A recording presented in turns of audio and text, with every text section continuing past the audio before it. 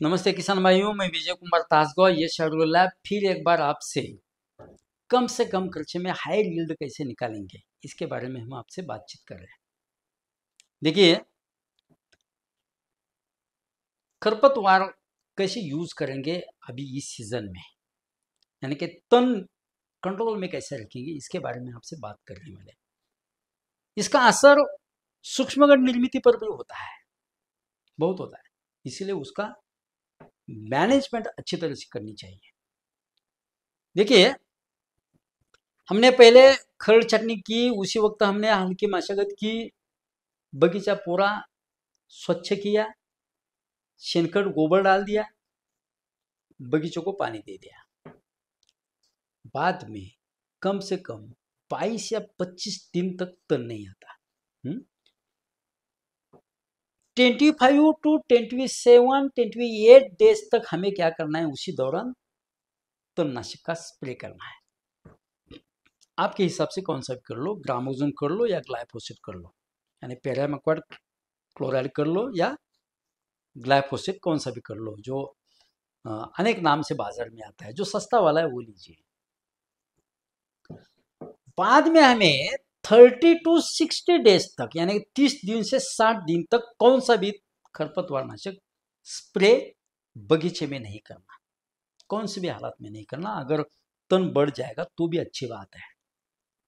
क्यों अच्छी बात है? तो ज्यादा नाइट्रोजन होगा तो वो सक कर लेंगे।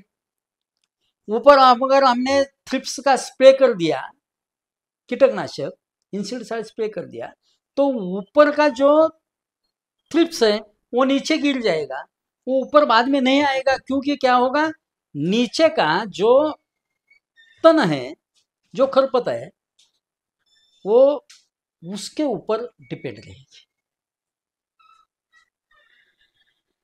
अगर हमने उसी दौरान अगर जमीन में खरपतवार नाशक का स्प्रे कर दिया तो क्या होगा, नीचे का थ्रिप्स ऊपर जाएगा, और ऊपर जाने के बाद वहां जो प्रोटीन मास तैयार हो रहा है, वो प्रोटीन मास की जो अपेक्स है, जो शेंडा हम बोलते हैं, वो खाएगा, और वहां ही सूक्ष्मगण निर्मित होती है।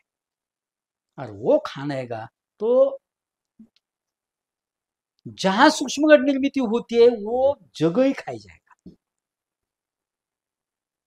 देखिए, आपको समझना चाहिए, समझा लीजिए, पूरा ध्यान रखिए, बहुत इंपॉर्टेंट बात है। अगर हमने थ्रिप्स का कंट्रोल अच्छी तरह से नहीं किया तो आपके बगीचों को माल नहीं आएगा। क्यों नहीं आएगा? जहां प्रोटीन मास में बंच तैयार होता है, उस प्रोटीन मास में वो थ्रिप्स प्रोटीन मास का अपेक्स खा जाएगा। इसलिए 30 टू कम से कम 60 डेज तक थ्रिप्स बगीचे में थोड़ा भी नहीं होना चाहिए। होगा तो ऊपर ज्यादा स्प्रे कर देंगे कीटकनाशक का, और नीचे का खरपत तन वैसा ही रखेंगे, क्योंकि नीचे का उसको खाने के लिए आ जाएगा। छोटी ट्रिक है लेकिन बहुत अच्छी ट्रिक है।